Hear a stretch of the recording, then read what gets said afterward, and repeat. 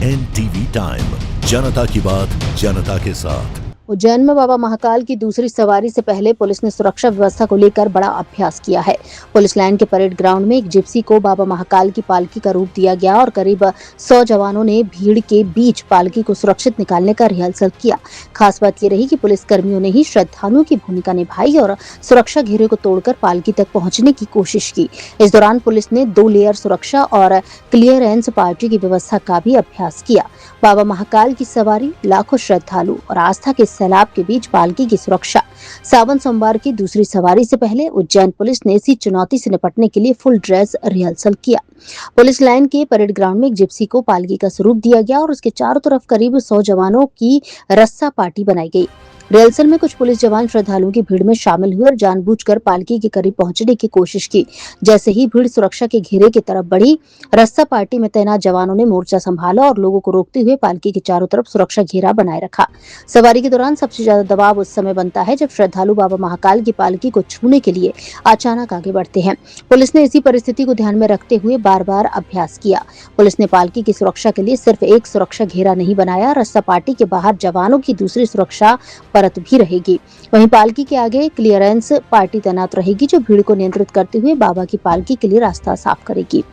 पालकी के आगे, पीछे और दोनों तरफ जवानों की तैनाती कैसी रहेगी, इसका भी रिहर्सल के दौरान अभ्यास किया गया।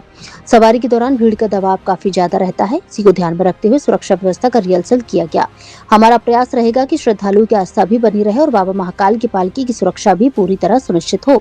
उज्जैन पुलिस के सामने चुनौती सिर्फ पालकी को सुरक्षित निकालने की नहीं, बल्कि लाखों श्रद्धालुओं की आस्था भावनाओं का भी ध्यान रखना है।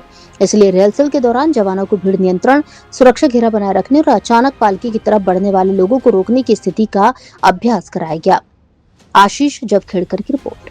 आज हमने जो सावन की सवारी है उसको देखते हुए रस्सा पार्टी की रिहर्सल कराई थी और जैसा कि आप जानते हैं कि जो सवारी के दौरान लाखों लोग जो हैं भगवान महाकाल की सवारी के दर्शन करना चाहते हैं। बहुत सारे लोग कोशिश करते हैं कि वो महाकाल की सवारी को टच करें और उसको पुष्प और मालाएं अर्पित करें। कई बार वो लोग सुरक्षा घेरे के अंदर जाने की कोशिश करते हैं, तो उसको देखते हुए और सवारी की सुरक्षा को देखते हुए पुलिस प्रशासन ने लगातार हम लोग मजबूती से इसके अरेंजमेंट करते हैं, जिसके तहत हम डबल रस्सा पार्टी का इससे बैरिकेडिंग करते हैं। और उसकी आज हमने बाकायदा रिहर्सल करी थी, जिसमें हमने जो पब्लिक है उसके लोगों को भी शामिल किया जो सुरक्षा घेरे में घुसने का प्रयास करते हैं और रस्सा पार्टी के लोग उन्हें विनम्रता के साथ, शालीनता के साथ रोकने का प्रयास करते हैं। तो उस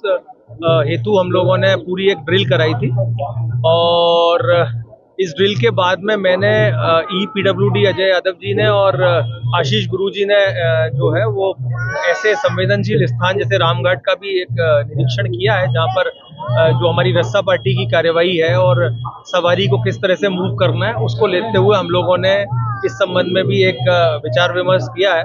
और हमें उम्मीद है कि इसके बाद हम लोग एक बेहतर और मजबूत व्यवस्था जो है वो देने में सफल होंगे। धन्यवाद। देखते हैं कि हमारे लिए श्रद्धालुओं की सुरक्षा भी बहुत महत्वपूर्ण विषय है, सवारी की सुरक्षा भी बहुत महत्वपूर्ण विषय है। लाखों लोगों के बीच में जो सावन की सवारी निकलती है, लाखों लोगों के बीच में निकलती है, किस तरीके से हम उसे सुरक्षा को ध्यान में रखते हुए और लोगों की आस्था को ध्यान में रखते हुए किस तरह से बाबा महाकाल की भव्य सवारी को हम लोग जो है वो निकलवा पाएं और अच्छे से उसमें उसकी पूरी व्यवस्था हम लोग कर पाएं, इस पर हमारा फोकस रहे।